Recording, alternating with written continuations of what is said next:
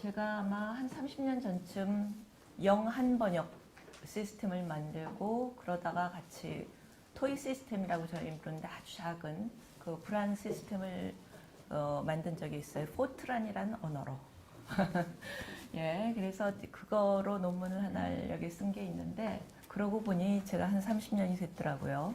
이거는 이따도 말씀드리겠지만 저는 어떤 시스템의 아주 일부분의 재료를 만들었습니다. 거기에 기여를 했고요. 그래서 지금 보기에는 바벨탑 세우기인데 저는 이제 여기 디지털 바벨탑 세우기가 될 거고 지금 어디까지 왔으며 한국어, 프랑스어, 프랑스어, 한국어의 기계 번역 지금 현황은 어떻고 전망은 어떤지 하는 부분 말씀을 드리겠습니다. 그래서 청년을 가르쳐야 되는 우리가 불어불문학 학과 또는 교육, 프랑스어 교육에 어떤 자세를 임해야 될까 저 스스로한테 늘 하는 그런 고민이고 선생님 같이들 고민을 해주시면 감사하겠습니다. 크게 번역 방법론 역사 얘기를 안 할 수가 없더라고요. 특히 언어학 하시는 분이라. 그리고 요 3장에서는 국내에서 쓸 수 있는, 국내외에서 쓸 수 있는 쓸만한 시스템이 3개밖에 없습니다. 현실적으로. 그 중에서도 나중에 가면 저는 하나로 아마 승자독식을 하리라고 생각을 하는데 세 시스템에 직접 이제 사실 평가를 했습니다. 평가를 하느라고 제가 요새 학생도 없고 그래갖고 평가를 혼자 하고 뭐 시험 결과도 돌리고 그러느라고 좀 시간이 좀 걸렸습니다. 그 얘기를 좀 하고 나중에 우리가 함께 고민을 해야 될 부분은 이어가기에 가서 이야기를 드리겠습니다. 뭐 인간의 특질은 언어. 근데 장벽이 많죠. 이상, 상대, 부재, 이제 우리가 오늘 얘기를 한 거 여전히 외국어는 문제가 된다. 그래서 그럼 그 외국어 시장이 얼만데? 늘 시장 얘기를 하죠. 우리 뭐 영국에 있었으면 시장 얼만데? 얼마의 효과가 있냐? 국내 2017년 추산에서 국내 영어 사교육 시장이 약 3조 원. 2020년 일본의 자동 통번역 시장이 약 20조 원. 여기에 미루어 남아 우리도 이걸 짐작을 할 수 있을 겁니다. 즉 시장은 넓다. 그럼 바벨탑을 세워줄 만한 똑똑한 기계를 만들면 되지 않냐. 이 꿈은 이미 1977년 스타워즈 첫 번째 설마 제 건 아닌 걸로 아는데 예. 스타워즈 첫 번째 나온 에피소드에 나와 있고 여기 아마 어느 학자님은 잘 못 보실 텐데 그 주인공 키워준 아줌마가 보치 번역하나 로봇 좀 사오세요 여보 이런 말이 있습니다.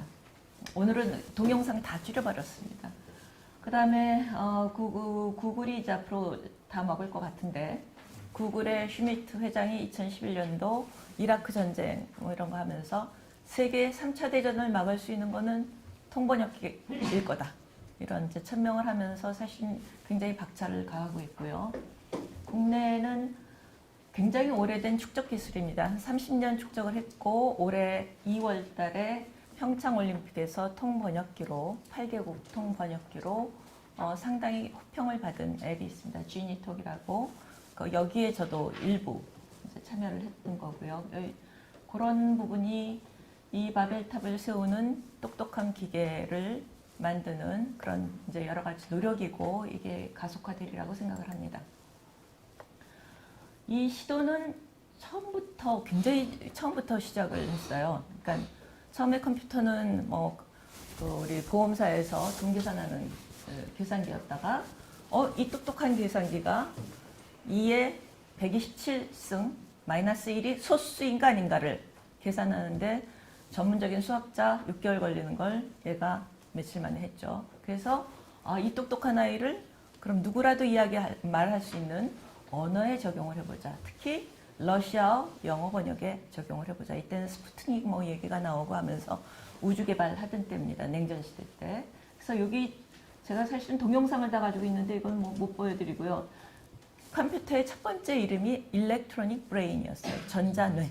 그러니까 지금 중국어에서 전뇌라고 하는 게 그렇게 틀린 말은 아닙니다. 그래서 첫 번째 계산기 이외의 목적으로 이용하려던 시도가 바로 그 기계 번역이었습니다. 자동 번역. Russian to English.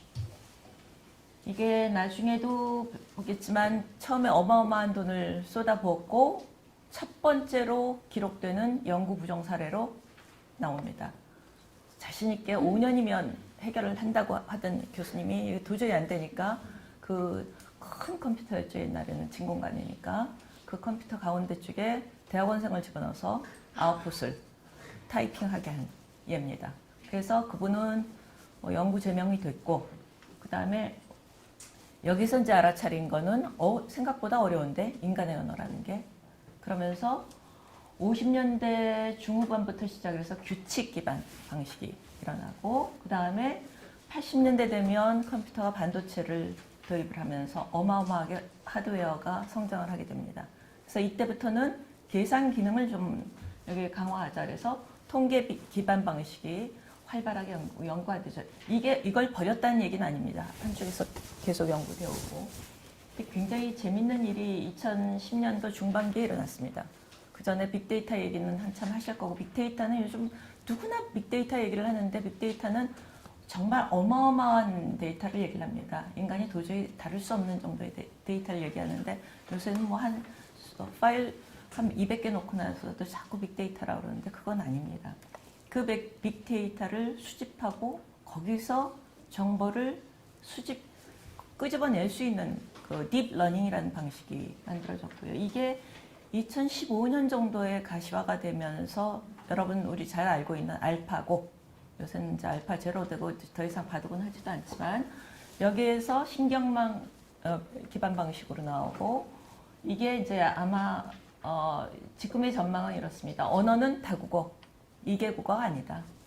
번역 영역은 뭐 기술 분야라든가 특허 분야라든가 이런 게 아니라 무제한, 영역 없다. 그 다음에 인터페이스는 당연히 선생님들 많이 가지고 다니신 지금 그 휴대폰이 될 거고 나중에는 뭐 이어폰으로 들어올 거고 아니면 우리 머리에 심을 수도 있을 거고요. 그렇게 되면 통역일 거고 번역이 아니라 번역 앞에는 음성 인식이 필요하고 번역 뒤에는 음성 합성이 필요합니다. 아까 노희진 선생님 주신 그 질문에 한국어 음성 인식이 지니톡이 잘 되는데요 하셨는데 당연합니다. 음성 인식 쪽이나 합성은 그래도 그런 데로 괜찮은데 인식 쪽이 관건이죠. 번역 방법론의 자연언어 처리의 어려움은 제가 혹시 그 관객이 어떤 분들인지를 몰라서 가져왔으니까 그냥 조금 간단히 스킵하고 지나갈게요. 그 다음에 규칙 기반 방식, 통계 기반 방식, 신경망 방식을 설명을 좀 드리겠습니다. 형태적 모호성, 앰비규어티 얘기죠. 우리 홍정아 선생님 어디 가셨나? 회장님. 전공이시잖아요. 앰비규어티 전공이시잖아요. 자, 미등록어, 고유명사, 전문 용어 처리, 복합명사 분해의 어려움. 혹시 일단 질문 있으시면 이거 나중에 하시면 되고요. 구문구조 관계, 앰비규어사죠. 그 다음에 누가 머리가 아픈지 이것도 마찬가지죠. 명사의 의미 모호성, 동사 걸리다만 있지만 사실은 나중에 가면 화용론적 모호성이 있습니다. 안녕할 때 얘가 인사말인지 뭐 나중에 그 작별 인사인지 그 다음에 집에 가, 밥 먹었다 가 이렇게 이름 절자리 어절이 나오면 굉장히 어려워져요 우리말은. 그 다음에 저자의 문체 은유력 이런 부분이 있고 저 서울에서 부산 가서 지금 30년을 살지만 아직 액센트는 잘 못하고 가끔 어휘는 납니다. 시험에 걸렸다 그래서 저 걸렸다 그래서 좀 되게 민망한 표정을 줬더니 그게 아니라 되게 좋아하더라고요. 무슨 얘기지? 그랬더니 부산에서는 경상도에서는 아마 전부 그런 걸로 아는데 김진선 선생님 맞아요? 맞습니다. 예, 걸리다가 성공하다예요. 합격하다예요. 근데 우리는이 아니라 서울은 그게 불합격이죠. 오히려 거기서 걸려 넘어지다라는 의미죠. 그 다음에 요즘은 이제 뭐 인터넷으로 바로 기사들을 올리니까 기자들 틀린 어법, 틀린 거 너무너무 많습니다. 이런 것들이 이제 다 문제가 되는 거고, 이거 최근 뭐 여러분들 잘 아시는 마소 뭐 이런 것들 문제가 됩니다. 규칙 기반 방식은 당연히 제일 먼저 개발된 방식입니다. 인간처럼 똑똑한 아이니까 인간보다 훨씬 똑똑하고 계산도 잘하는 아이니까 인간처럼 가르쳐서 인간과 같은 규칙을 얘한테 심어주고 그리고 번역을 시키면 되지 않냐. 인간이 번역하는 방식을 모사한 거고 50년대 중반부터 시작을 했고 이제 냉전 체제에서 시작을 했습니다. 처음 아까 얘기한 러0 자동 번역 시스템은 250개의 어휘, 6개의 규칙 가지고 만들려고 했습니다. 근데 언어 계보가 가까운 언어에서는 얘가 작동을 해요. 그래서 영어, 프랑스어, 그 다음에 한국어, 일본어 단어만 대치를 해도 어순에 그렇게 큰 문제가 없는 문장은 기본적으로 번역률이 한 70~80%는 먹고 들어갔습니다. 제가 조금 구어체적인 표현을 했습니다. 그래서 대개는 보면 출발 언어에서 단어 대 단어로 바로 대치를 하든지 아니면 형태소 분석 정도 간단하게 해서 이렇게 형태소 대치를 하는 게 직접 번역 방식입니다. 그것만 가지고는 이제 계보가 다른 언어는 잘 안 되거든요. 그래서 이거는 통사 분석 잘하는 의미도 아주 일부예요. 의미라는 게 이제 어휘 의미 정도를 분석을 하는데 거기까지 갔다가 다시 목표 언어로 오는 것을 우리가 변환 방식이라고 얘기를 합니다. 이거는 당연히 언어학 이론에만 발전에 힘입은 바 큽니다. 처음엔 구구조 문법을 제일 많이 썼고요. 생성문법, 의존문법이 생성문법은 원래 촘스키가 하려던 방식, 촘스키 박사 논문 뒤에 있는 게 다 오토마타 이론이에요. 저는 사실 그걸 배울 때 언어학자들한테 배웠기 때문에 뒤는 알지 못해도 돼. 이래서 몰라도 되는 줄 알았더니 진짜 오토마타 이론이라서 본인은 이 기계 처리를 할 수 있는 그런 방향으로 만들었다. 오토마타라는 건 단계에서 쫙 끝나야 됩니다. 루프를 돌아도 안 되고. 근데 생성문법은 하여튼 적용이 잘 안 됐고 요즘 가장 많이 쓰이는 게 그래도 의존문법입니다. 아니 그러다 보니까 이제 문제가 생기는 건 뭐냐면 직접 번역하고 변환 방식은 어느 게 출발 언어냐 어느 게 목표 언어냐에 따라서 두 개의 모듈이 따로따로 필요해요. 그러니까 한국어에서 프랑스어로 생성하는 거는 요 변환 규칙이 다르고 거꾸로 프랑스어 분석해서 한국어로 생성하는 게 변환 규칙이 다릅니다. 그럼 이제 어떤 현상이 생기느냐 하면 한국어에서 여러 개 언어로 가는 규칙. 거꾸로 영어라면 영어에서 영어는 빼고 한국어로 가는 이런 규칙이 만들어져요. 두 개일 때는 별 문제 없습니다. 언어가 두 개일 때는 둘 다. 근데 한 10개가 만들어진다 그러면 n 곱하기 n-1개입니다. 그 90개의 모듈이 필요하죠. 지금 구글이 95개, 95개의 언어를 지금 서비스하고 있는데 그럼 곱하기 95 곱하기 94 열심히 해보십시오. 그런 모듈이 필요한 거죠. 그래서 이제 이 모듈 수가 급격히 늘어나는 거가 이제 문제가 있다. 그래서 아니 좀 더 스마트해 보면 안 되냐. 특히 다국어가 필요한 유럽에서 많이 이루어졌던 거고 중간 언어, 즉 그 언어 독립적인 표상, 주로 이제 의미 표상을 하자 이랬던 건데, 아이고 내일 다시 알리라고 할게요. 예, 중간 언어로 출발 언어를 표상하고 중간 언어에서 목표 언어로 만들어 놓으면 2개씩만 필요하지 않냐 이게. 그럼 모듈 수가 줄어드는데 2n개 10개면 20개 모듈만 필요한데, 근데 이제 문제는 뭐냐면 이 중간 언어로 표상하는 방법이 굉장히 어려워요. 그래서 two place logic, three place logic 막 쓰긴 했는데 그렇게 잘 되진 않았습니다. 특히 유로트라 프로젝트에서 했다가 실패를 했죠. 그게 이제 아까 그 다음에 이제 솔루션으로 중간중간 이제 나온 것이 통계를 한번 써보자. 통계를 쓴 건 외적 조건 아까도 말씀드리다시피 하드웨어가 비약적으로 발전을 했고 18개월마다 2배 또는 1년마다 2배, 12개월마다 2배 발전을 했고 거기에 따른 소프트웨어 발전도 어마어마했고요. 내적 조건은 언어학적 규칙 설정이 굉장히 어렵더라.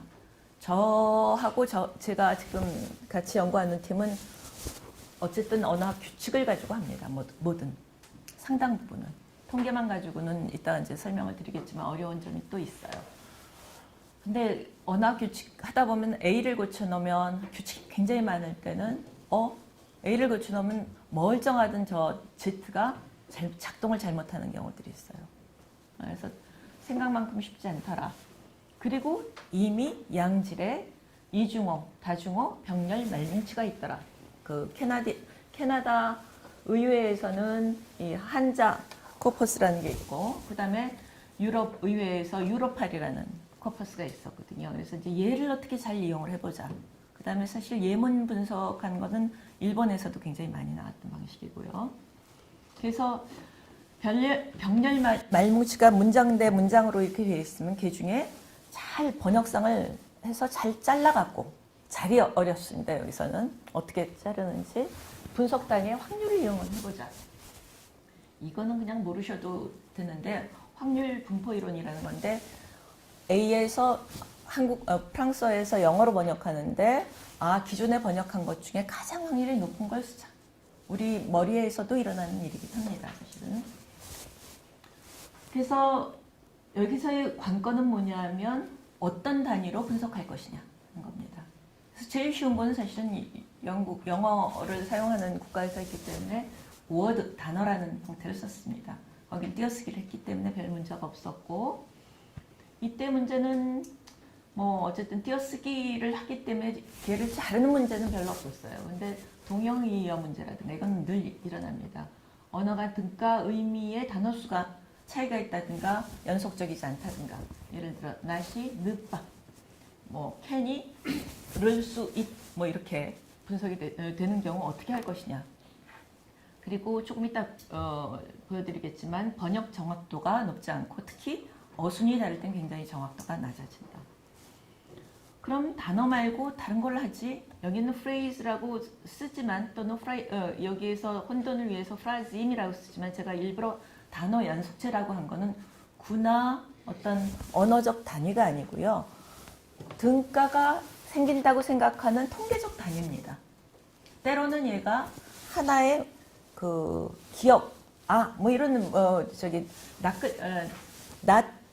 자모일 수도 있어요. 심지어는. 그래서 이거를 한번 만들어 보면 되지 않을까.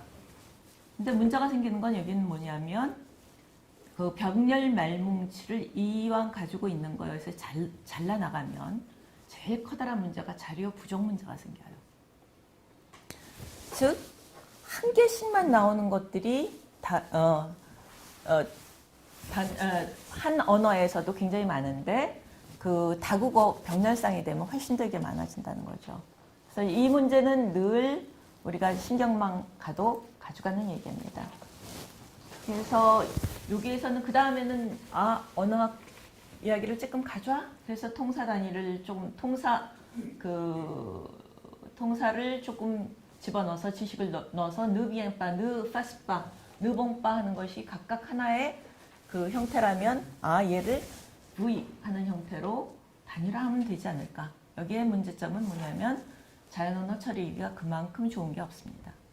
즉, 그래서 이거를 갈무리하거나 정제하는데 엔간한 그 규칙을 만드는데 해당하는 그런 시간이 듭니다. 늘 비용의 문제하고 맞붙이게 됩니다. SMT의 장점은 아까도 얘기했지만 번역 모델이 적다는 거. 그 다음에 문제점은 고품질 병렬 말뭉치 만드는 게 굉장히 어렵습니다. 그리고 비용도 많이 들고. 그건 나중에 여기 볼게요. 언어 계보 거리에 따라서 번역 성능이 차이가 많이 나는데, 이게 아까 유럽 의회 회의록을 가지고 만들었는데 이게 100점 만점에 나온 거예요. 스페인어, 프랑스어 40점 정도가 나오는데 얘가 최고라면 핀란드하고 어떤 언어를 가도 10점, 4분의 1의 성능밖에 안 나옵니다. 그래서 이제 사실 고민을 하다가 아까 말씀드린 요즘 많이 쓰이는 신경망 기반이고, 얘는 제 구글이 선도적으로 많이 지금 그 연구 개발했고 연구 논문도 많이 발표를 했기 때문에 제가 이런 자세한 얘기는 안 드릴게요. 세대가 뭐 거의 몇 개월에 한 번씩 이러고 변화를 하는데, 문제가 뭐가 되느냐면 지금 이 단계도 훨씬 더 높이 가고 상상을 우리가 못하는 부분도 있습니다. 뒤에서부터도 끊습니다. 거꾸로도. 그런 이제 여러 가지 통계를 하는데, 장점은 아까 말씀드린 통계 기반 제일 잘 나오는 것보다도 한 60, 70% 정도의 성능 향상이 있다는 건 어디나 얘기를 하고 있는데, 문제는 뭐냐면 딥러닝의 문제입니다. 인간이 개입을 할 수가 없어요. 그러니까 어디서 잘못됐는지를 고칠 수가 없습니다. 요즘 유행하는 게 최근 한 2달 됐던데 explainable AI라고 해서 뭔가 설명할 수 있다는데 들어보니까 그것까지는 안 되는 것 같더라고요. 한 기계번역 시스템 현황 3개는 지금 쓸 수 있는 건 구글, 네이버의 팝하고 그 다음에 애트리가 기술 이전해서 요새 한컴 인터프리에서 서비스하고 있는 지니톡이 있습니다. 지금 다 같이 이걸 하고 있고요. 여기서 보면 팝하고는 SMT를 기반으로 해서 NMT를 하고, NMT는 신경망이요. 그 다음에 박만규 교수님 제가 나중에 드릴게요 이거. 구글도 SMT를 하고 있다가 SMT를 하고 있다가 NMT로 올라간 거고 그 지니톡은 그 규칙 기반, 통계 기반, 그 다음에 신경망 다 하고 있고요.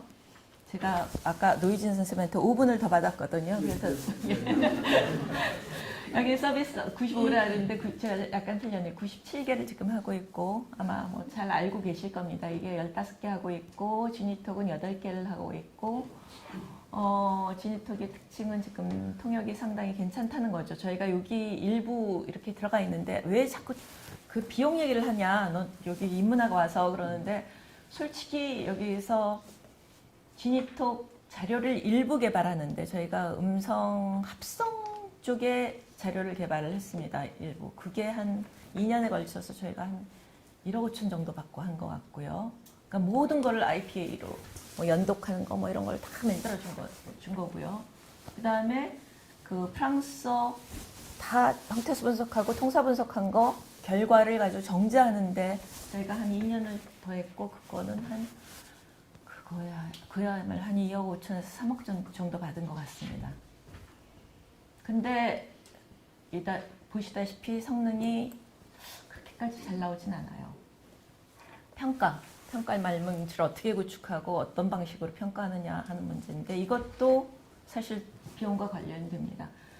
평가 방식은 크게 양적 평가가 있고 질적 평가가 있는데 아마 나중에 어디서 보시면 블루 평가라는 거 많이 들으실 겁니다. 객관적이라고 얘기를 하지만 여기 함정이 있습니다. 객관성은 담보하는데 이렇게 내가 기계번역 결과가 더더더더더 하고 너를 6번 냈으면 7번 냈으면 답이 이렇게 2개 있었을 때 얘의 정확도가 7분의 1 요거는 6분의 1입니다.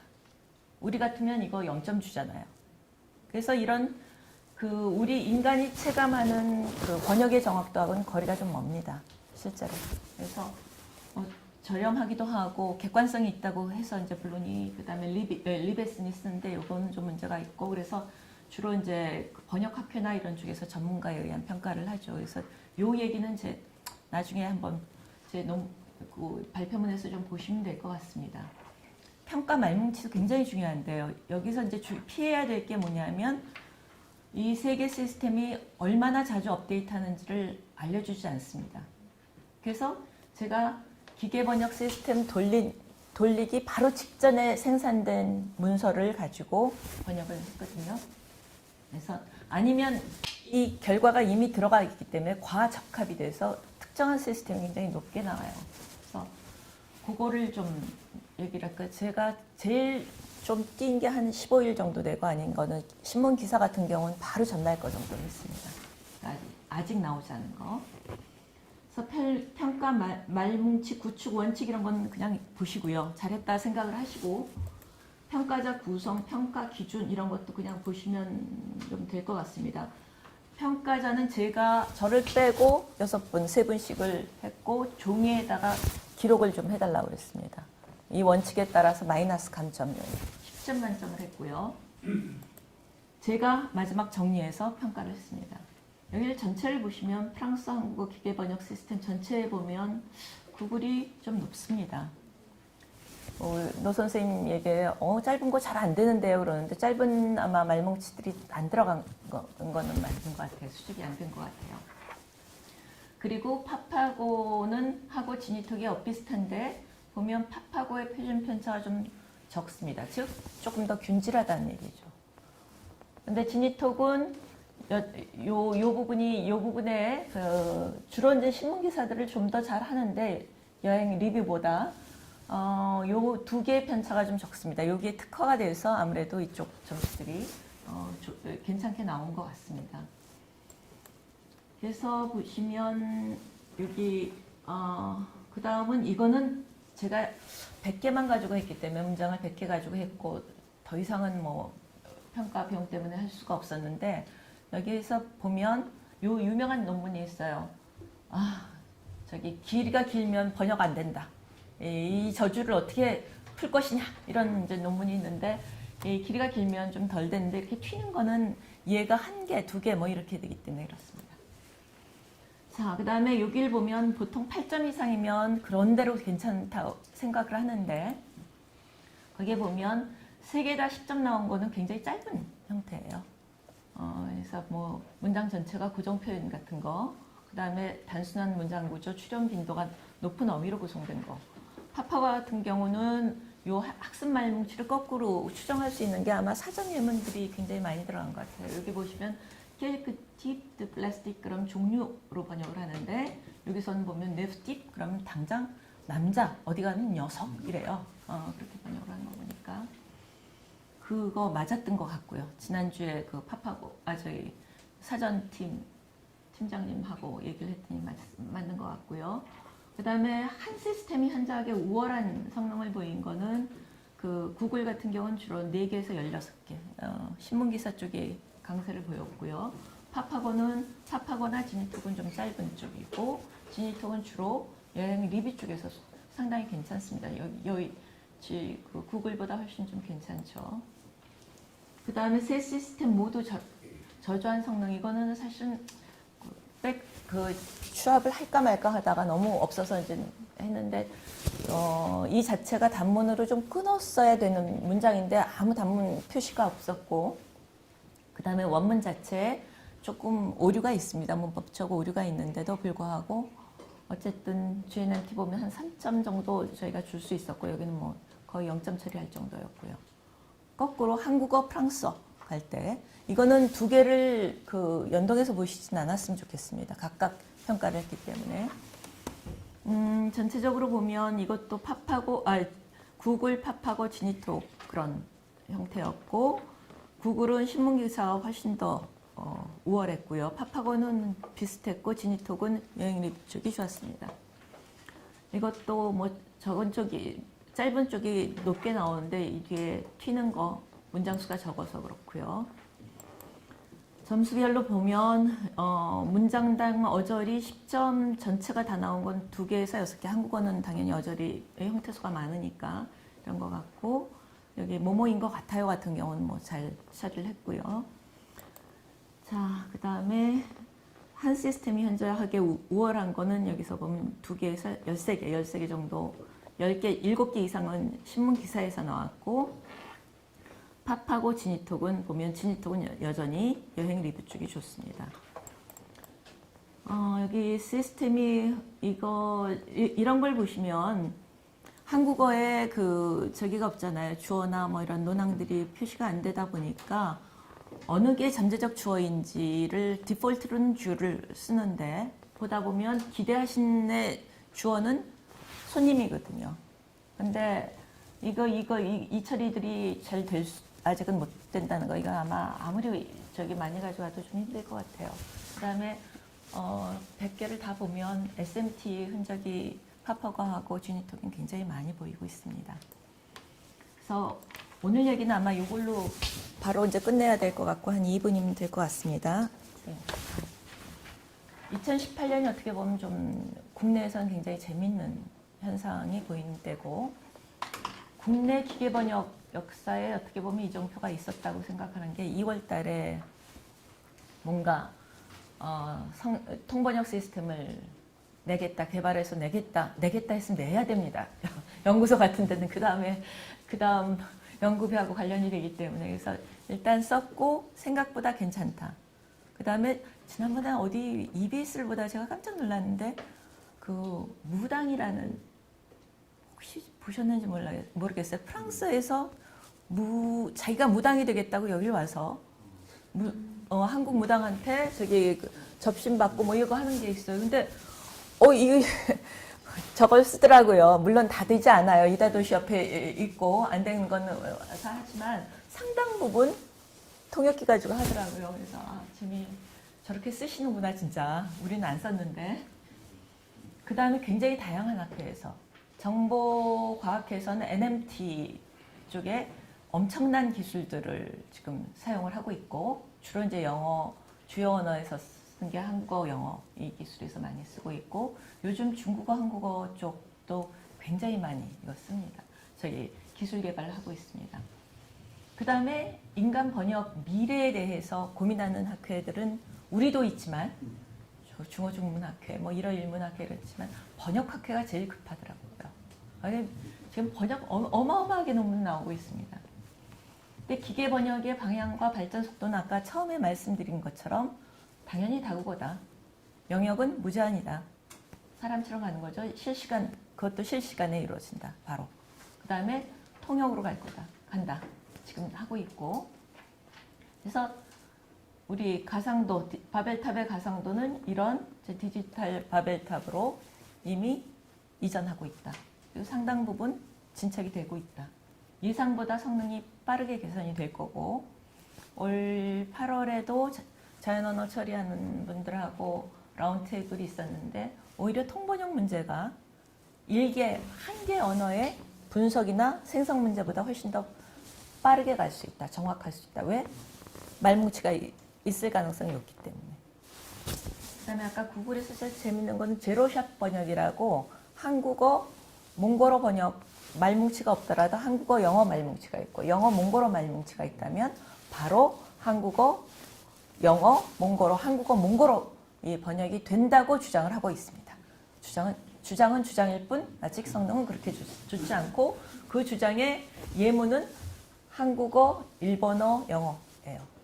한국어 문장을 반쯤 일본어로 바꿔도 영어로 잘 됐다. 뭐 이 얘기를 하고 있습니다. 그리고 매우 안타깝지만 IT 쪽에서는 뭐 늘 있는 얘기입니다. 승자 독식입니다. 아까 제가 조금 빠르게 신경을 쓰느라고 설명을 다 안 하고 갔는데 신경망 번역이라는 것은 SMT 그 통계 기반보다도 리소스를 10배 이상 사용을 하고 그 다음에 그러니까 그 비용이라는 건 어마어마합니다. 그래서 지금 매우 안타깝게도 주니톡은 그 SKT하고 지금 아마 그 누구? 있죠 스피커. 거기 서비스는 한국어, 일본어, 영어, 중국어. 예전에 자기는 많이 했던 거 불어도고 다 버렸습니다. 스페인어, 러시아어는 지금 더 이상 업데이트를 못 하고 있다고 담당자하고 통화를 했고요.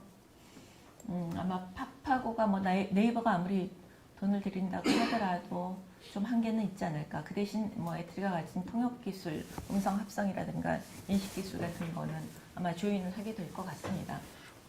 그럼 불어불문학 청년에 대해서 이야기하는지 청년에게 말하는지에 대해서 좀 앰비겨스 하지만 저는 청년에게 이야기한다고 하고 저도 늘 받는 질문이고 대답을 해야 된다고 생각을 하는 건데 그럼 기계 번역 다 되면 뭐 불어불문학과 필요 없겠네요.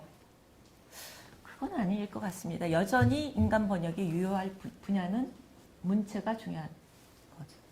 즉 대규모 정보가 중요한 부분은 이렇게 뭐 열심히 쭉 접시 찍어내듯 공장에서 찍어낸 접시로 충분합니다. 우리 뭐 안 깨진 코렐 접시 싸게 잘 쓰고 있듯이. 하지만 우리 우리 문학 작품이라든가 소규모 텍스트라든가 이런 부분은 역시 문체 뭐 이런 것 중요한 거는 손으로 만드는 것이 중요하고 이거 없어지지 않을 거하고 마찬가지라고 생각을 합니다. 두 번째는 법률적 다툼이 첨예한 것. 이건 이제 자율자동차 얘기할 때도 나오는데 의료 통역을 했는데 사고가 났어요. 통역이 잘못돼서 통역기한테 물을 건가, 통역기를 사용한 병원에 물을 건가, 의사한테 물을 건가. 이게 이제 첨예한 얘기입니다. 지금 현장에서 일어나고 있는 얘기예요. 네. 이런 거, 통상문서, 법률문서 이런 거는 여전히 갈 겁니다. 그 다음에 잠시 갈 거는 기계 번역 후처리. 이 시장도 만만치는 않습니다. 뭐 신문 기사 뭐 이런 거 논문 번역한다 그래도 지금 그 BTS의 아미들이 자기네들끼리도 번역을 해주지만 통역기 잘 씁니다. 번역기. 그 안에서 틀린 거 막 고쳐줘요 보니까.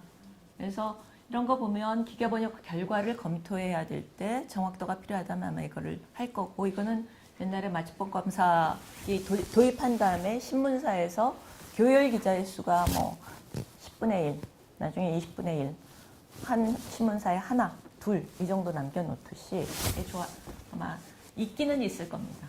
존재는 할 겁니다. 그럼 우리는 어떻게 할 건가? 글쎄, 전문성을 뭔가 가르쳐야 될 것 같습니다. 우리가 직접 안 가르치고 어디에 하고 융합을 하든 이중 전공을 시키든, 그 다음에 외국어 능력은 프랑스어 능력이 단순히 아니라 굉장히 높아져야 되지 않을까.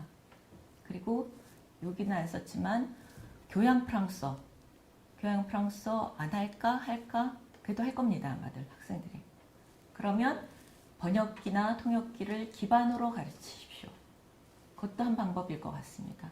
그러니까 우리 같이 옛날에 뭐 GM, TM 이런 거 안 외워도 되는 원칙만 가르쳐줘도 되지 않을까 싶습니다. 네, 이상입니다. 감사합니다.